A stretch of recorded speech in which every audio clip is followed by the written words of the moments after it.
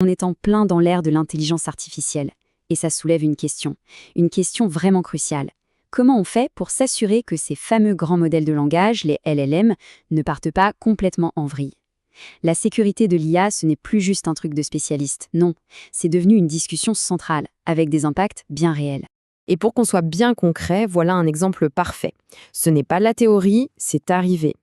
Une IA qui dérape, ça peut coûter très très cher. Air Canada l'a appris à ses dépens quand leur chatbot a tout simplement inventé une politique de remboursement. Ça nous montre bien que la fiabilité de ces outils, c'est pas une option. Alors voici le programme pour aujourd'hui. On va d'abord regarder de près les failles de l'IA. Ensuite, on découvrira ce que sont les garde-fous, avec un zoom sur Nemo de NVIDIA. On les mettra au défi, on verra comment les combiner pour être encore plus forts. Et enfin, on se demandera ce que tout ça signifie pour le futur de l'IA. C'est parti? Commençons par le cœur du problème, ce qui rend l'IA si fascinante, mais aussi si imprévisible. On va parler du phénomène d'hallucination. Alors, le mot à retenir ici, c'est hallucination.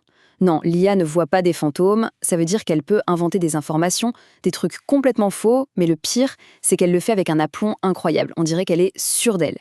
Pour vous donner une petite idée, des études ont montré que même un monstre comme GPT-4 n'a raison que dans 60% des cas sur des questions factuelles complexes. Ça montre bien les limites actuelles. Alors, face à ce défi, comment on fait pour garder ces systèmes sur les rails? Eh bien, la réponse se trouve dans un concept qu'on appelle les garde-fous. L'analogie est super simple, mais très efficace. Imaginez les glissières de sécurité sur une autoroute. Les garde-fous ne sont pas là pour freiner l'IA, mais pour la maintenir dans une zone sûre, pour s'assurer qu'elle ne sorte pas de la route. C'est eux qui vont guider le modèle pour qu'il respecte les règles qu'on lui a fixées.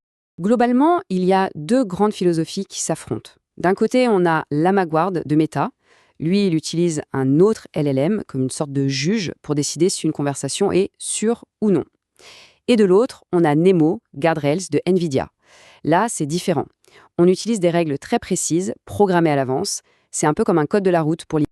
Allez, on va plonger un peu plus dans la mécanique pour voir comment ça marche en pratique. On va décortiquer le système de NVIDIA Nemo.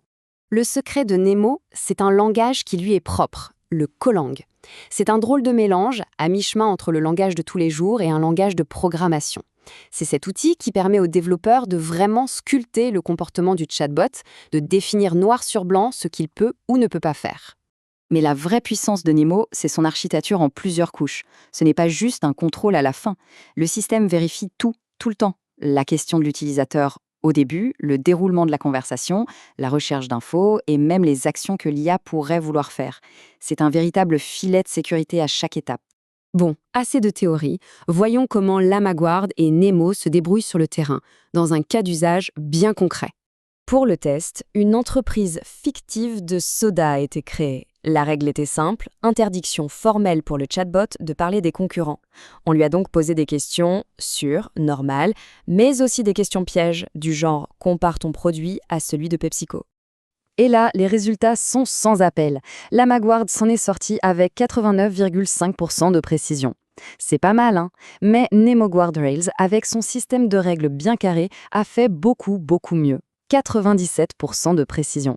On voit tout de suite qu'il a été bien plus efficace pour bloquer les discussions sur la concurrence. Mais attention, la conclusion la plus intéressante n'est pas de dire qui est le meilleur. C'est de voir ce qui se passe quand on arrête de les opposer et qu'on les fait travailler ensemble. La question est logique, non? Plutôt que de choisir son camp, pourquoi ne pas essayer de combiner les forces de chacun pour créer un système encore plus solide? Et c'est exactement ce qui a été fait. Les chercheurs ont pris les résultats de Llama, ceux de Nemo, et ils ont mis en place une troisième voie. L'idée, c'est de faire appel à un arbitre, un modèle d'ensemble, qui prend en compte l'avis des deux pour prendre la décision finale. Et le résultat est juste spectaculaire. En les combinant, la précision grimpe à 99,4%. Ce super garde-fou prend vraiment le meilleur des deux mondes, et il réduit drastiquement les erreurs que chaque système aurait pu faire tout seul. Ok, donc les garde-fous, c'est pour éviter les sorties de route. Mais il existe une autre technologie qui, elle, s'attaque à la racine du problème des hallucinations. Ça s'appelle la génération augmentée par récupération, ou RAG, et ça change complètement la donne. Le RAG, c'est un peu comme si on donnait à l'IA le droit de tricher à un examen, mais uniquement avec des manuels approuvés. Au lieu d'inventer une réponse, le système va d'abord chercher les faits dans une base de données fiable. Ensuite, et seulement ensuite, il utilise ces faits pour construire une réponse. Ça permet de l'ancrer dans la réalité. D'accord. Alors concrètement, qu'est-ce que tout ça change pour l'avenir de l'intelligence artificielle dans nos vies? C'est là que la magie opère. La combinaison de toutes ces technologies, c'est ça la clé. On utilise le RAG pour que les infos soient justes et on ajoute les garde-fous pour que les règles soient respectées. Et là, on obtient un cadre solide pour déployer l'IA en toute confiance, même dans des domaines super sensibles comme la finance, la santé ou le droit. Pour résumer, s'il y a quelques points à retenir, ce sont ceux-là. Premièrement, les hallucinations de l'IA sont un vrai risque. Deuxièmement, les garde-fous sont nos ceintures de sécurité. On a aussi vu que mixer plusieurs garde-fous, c'est bien plus efficace. Et enfin, que des techniques comme le RAG permettent de garder l'IA les pieds sur terre. Bref, l'avenir, c'est l'approche hybride pour une IA responsable. Tout ça nous amène à une question assez vertigineuse pour le futur. Maintenant qu'on a les outils pour rendre l'IA plus sûre, plus fiable, jusqu'où ira-t-on ? Qu'est-ce qu'on sera prêt à lui confier demain? La question reste ouverte. Merci d'avoir suivi cette analyse.